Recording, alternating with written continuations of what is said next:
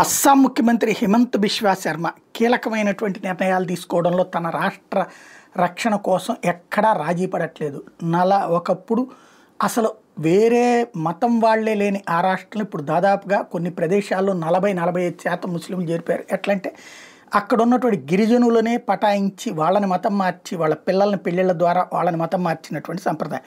ఇప్పుడు ఇప్పుడు దాన్ని చక్కదిద్దేటటువంటి ప్రయత్నంలో ఉన్నటువంటి హిమంత్ బిశ్వా శర్మ క్యాబినెట్ ఏదైతే ఇమ్మిగ్రెంట్ చట్టం 1950ని అమలు చేస్తున్నట్టు ప్రకటించింది.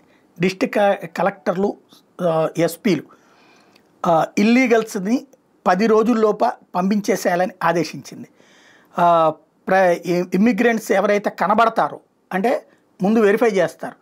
ఈ వెరిఫికేషన్ టైంలో వాళ్ళు ఇమ్మిగ్రెంట్ అని తెలిస్తే వెంటనే పంపించేయడం, 24 గంటల్లోపు రాష్ట్రం నుంచి తరిమేయటం.